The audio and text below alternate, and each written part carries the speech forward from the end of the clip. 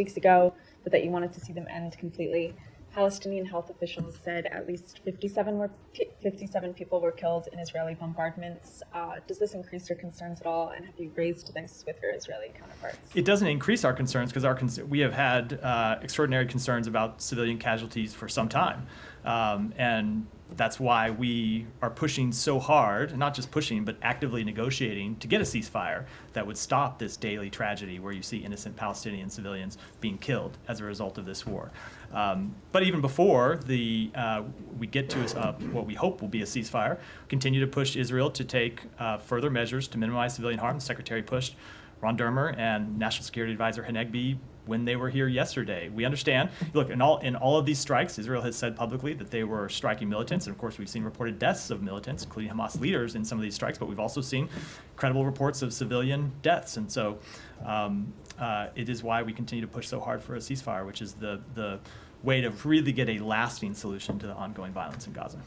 Hamas has accused Israel of stepping up attacks to try and derail efforts for a ceasefire deal. Do you have any concern that that is the case?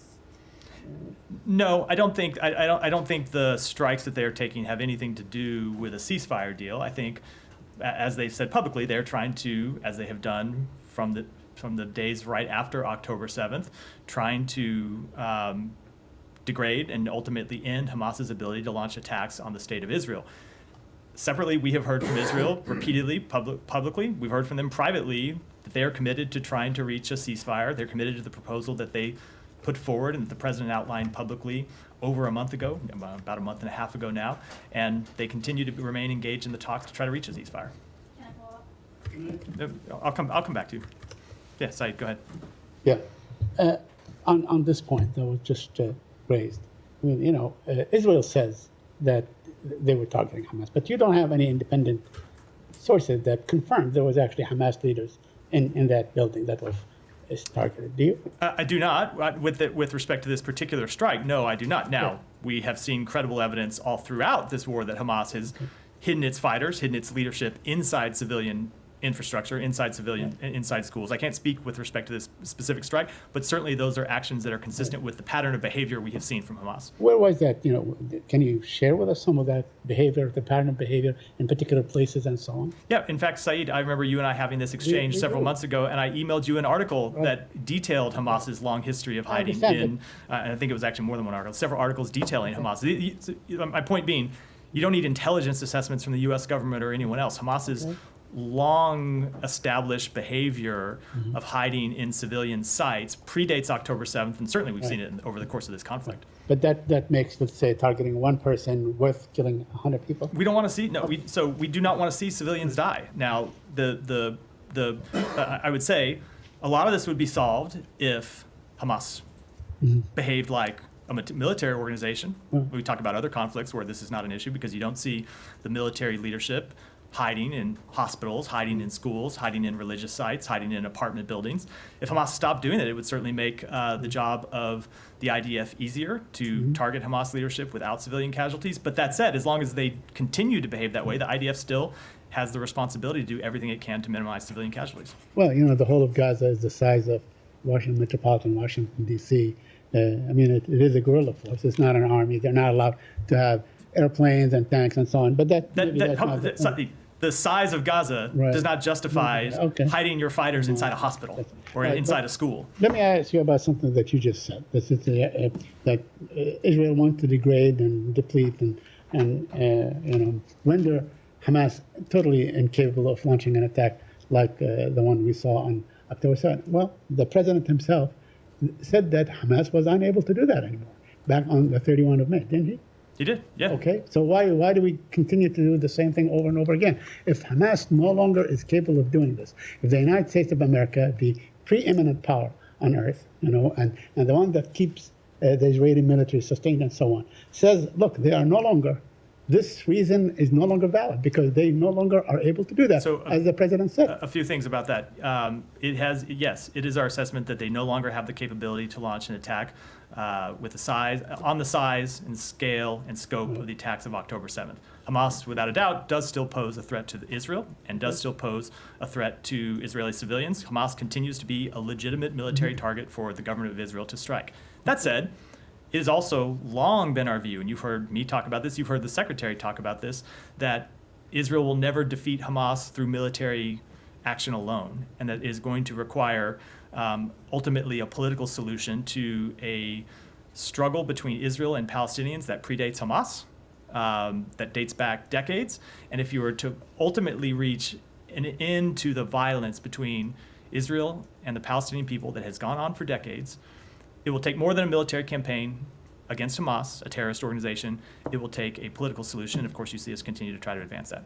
So taking these two positions exactly that you just articulately illustrated, yeah, isn't that like a catch-22 situation? The war will go on forever because there will always be Palestinians who will fight the Israeli occupation, no matter what, under whatever conditions. So are you saying this war can go on forever? We need to have completely neutralized Hamas, completely neutralized movement. I think that question ignores everything I have said and everything that we have been pushing to try to do for some time now. Let me just finish. It ignores the fact that we are pushing to obtain a ceasefire to stop the immediate death in Gaza. It ignores what the president has said and what the secretary has said repeatedly, and it's reflective of what we are trying to do, that we want to take that ceasefire and turn it into enduring calm, and we want to turn the enduring calm into lasting peace and stability. Now, my last question. There was, UNRWA headquarters was flattened in Gaza. Do you have any comment on that? I mean, UNRWA has been the primary provider of aid and help, education, healthcare, and all these things for the Palestinians. Without UNRWA, there would be, a humanitarian disaster on your hand. Do you have any comment on what has happened to UNRWA thus far? So we do support the work that UNRWA does. We've made that quite clear. They are a critical delivery mechanism for humanitarian assistance to the Palestinian people in Gaza. They have played an important role in delivering humanitarian assistance on the front lines since the outset of this conflict, and it has been really critical that that work has been critical, and it's critical that they continue it. But with respect to this strike, it goes back to the problem I was speaking to a moment ago, which you do continue to have Hamas leadership, Hamas militants that hide themselves in civilian sites, and Israel has a rightful goal of attacking militants and preventing them from continuing to threaten the state of Israel and the people of Israel, but they need to do so in a way that minimizes civilian harm. Go ahead. Just want to follow up on your answer to Said about the day after and the plan for peace in the Middle East. You've been, from this podium or even from many other platforms in the U.S. government, you've been pushing for months now for a day after plan from the Israelis, and you're pushing with the regional players to find a formula for a peace that will last, everlasting peace. But what we hear from the Israelis is in a different page. They are opposing any Palestinian control of Gaza. They're not willing to enter any discussion internally about the day after. And in principle, the Netanyahu government and his factions are against the two-state solution.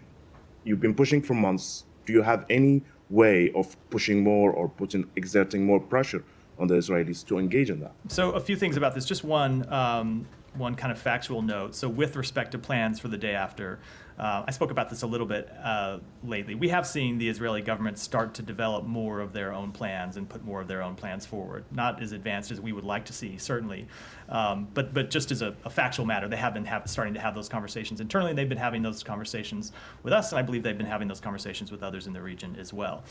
Which is not to say that there is a fully formed plan that is ready to go, or certainly one that would be acceptable to the broader community, but they are at least advancing in their thinking of that issue. But I would say that with respect to the longer term issue, ultimately Israel is going to have to make some tough choices, which is always the case. It's been the case with this struggle between Israel and Palestinians for decades, that ultimately resolving it requires tough choices by both sides of this conflict. And to get to, in our view, a lasting end of this conflict, it's going to have to take tough decisions by Israel. The case that we will make to them, to get to your question, is that ultimately making some of these tough decisions is actually in their interest. It's in their long-term security interest. It is, of course, in the interest of the Palestinian people to see lasting stability in Gaza, to see reconstruction, to see a better form of governance than what they've had since Hamas took control of the Strip a couple of decades ago. But it's also in Israel's long-term security interest to find a lasting resolution to this conflict. So we will continue to press that case to them. But they will have to make decisions for themselves, as every sovereign country has to do. But it is just our view, and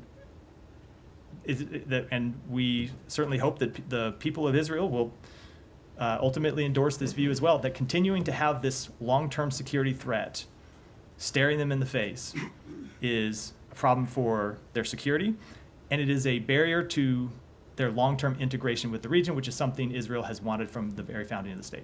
What's the Palestinians' options here? I mean, until the Israelis or the Israeli government reach a sober moment to accept that it has to do tough choices, as you said, what are the Palestinians' options to fight this occupation? That would be acceptable to you. So when you say Palestinians, I don't know if you mean the Palestinian people, if you mean the Palestinian Authority. There are lots of different ways. What was the answer? Let's just say the Palestinian Authority. The Palestinian Authority. So there are lots of different answers. That's why I asked. There's lots of different ways to answer that question. We think there are things that the Palestinian Authority can do. We think there are reforms that the Palestinian Authority can make that will make it clear that they are a reformed, revitalized authority that can serve as a credible governing structure, both for the people of the West Bank and the people of Gaza. And that's a message that they could send both to the government of Israel, but also to the Palestinian people who we know want to see a reformed PA. So that is one thing. Ultimately, what we are trying to do is work with the Palestinian Authority and work with partners in the region who we know want to see lasting peace and stability and want to see the establishment of an independent Palestinian state. And so that's what we'll continue to do. Go ahead. Regarding specifically the attack on Saturday, Israel's attack on Gaza's Khan Yunis. So Israel said it was targeting Hamas commander Mohammed Deif, and they're yet to confirm whether he was killed or not. Do you expect them to confirm it soon? If they won't, does this concern you? Because we know more than 90 civilians killed, including children, but we don't know whether the Hamas commander was killed or not, or even he was there after all. So with respect to Mohammed Deif, I will defer to the government of Israel to speak, to determine when they might be able to make some kind of assessment when they will speak to it. That's ultimately a call for them to make. We do know that they were successful in killing other militants, including a Hamas commander in that strike. But that said, to answer the question, no, the deaths of any civilians are not acceptable. We don't accept the deaths of civilians in any strike. And that is why we continue to push for a ceasefire to stop this daily death inside Gaza. Do you think these kind of situations hamper ongoing ceasefire negotiations? Because we know civilians killed at the moment, but they're yet to confirm the Hamas commander they said they were targeting was killed or not. Do you think these kind of vague situations hamper the ongoing ceasefire process? Because we know the U.S. want to seal the deal as soon as possible. So I'm not going to speculate. I'm going to speak to what we've seen. And what we've seen is that the ceasefire negotiations have continued. And despite various public statements that are made by both sides on this conflict from time to time, what we have actually seen in the negotiations is pushing forward to try to get a deal. So I'm not going to speculate about what could happen. Obviously, people can always pull out of negotiations for their own reasons. We hope that won't happen. We haven't seen it happen yet. What we have seen has made us believe we can get to a deal, which of course does not mean that we will. We're going to continue to try to push for one. Yeah. Yes, sir. Thank you so much. Sir, you said that Hamas is a military organization, of course. Several times. Terrorist organization, I think. Hamas is a terrorist organization that does have certain aspects of it that make it look like a military. Yes, it's ultimately a terrorist organization. Yes, sir. One, who is supporting them, who is financing them, and they have had miles and miles of underground tunnels going from there to different places, and terrorists are living there, were living, and they were sharing all these tunnels. So where do we stand? Where do we go from here? And who is supporting them? And they have headquarters in Qatar. They have been largely financially backed by the state of Iran, which is why we have taken actions to hold Iran accountable for its financing of not just Hamas, but other terrorist organizations in the region. Can I go back to something you said in Sure. response to an earlier question? You said several times Israel is going to have to make tough decisions.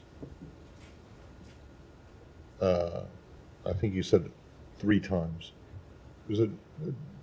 Does Hamas or do the Palestinians not have to make tough decisions too? Why are you saying No, they do. all on Because Israel? the question was about Israel. The question was about okay, the question was about the. But your answer.